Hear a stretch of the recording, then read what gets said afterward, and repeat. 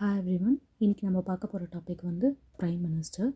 So prime minister அப்படிங்கிறவர் தான் real executive authority அப்படிங்கிறாங்க. அதாவது இவர்கிட்ட தான் வந்துட்டு பொலிட்டிக்கல் பவர், அதாவது மோஸ்ட் பொலிட்டிக்கல் பவர் வந்து இவர்கிட்ட தான் இருக்குது.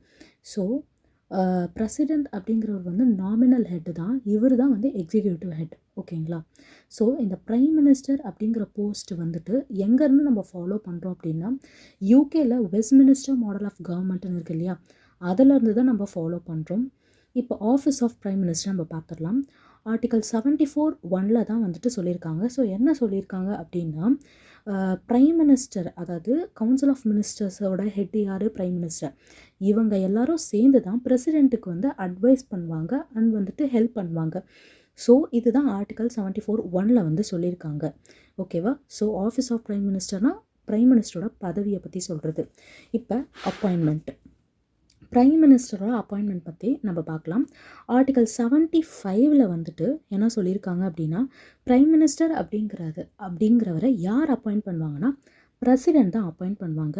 ஸோ எப்படி அப்பாயிண்ட் பண்ணுவாங்க அப்படின்னா, லோக்சபாவில் எந்த ஒரு பார்ட்டி வந்து மெஜாரிட்டி வின் பண்ணுதோ, அப்படி இல்லைன்னா கொலைஷன் பண்ணி மெஜாரிட்டி வின் பண்ணுற அந்த லீடரை தான் வந்து ப்ரைம் மினிஸ்டராக வந்துட்டு நம்ம பிரசிடெண்ட் வந்து அப்பாயிண்ட் பண்ணுவாங்க.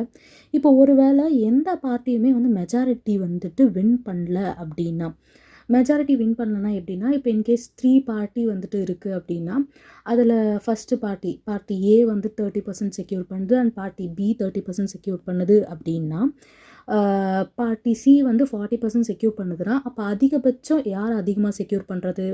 Party C. கரெக்டாக? அப்போ நம்ம அந்த பார்ட்டி சியை வந்துட்டு இவர் என்ன பண்ணுவார்னா, ப்ரைம் மினிஸ்டராக அப்பாயிண்ட் பண்ணிவிட்டு 1 மந்த் வந்து டைம் கொடுப்பாரு.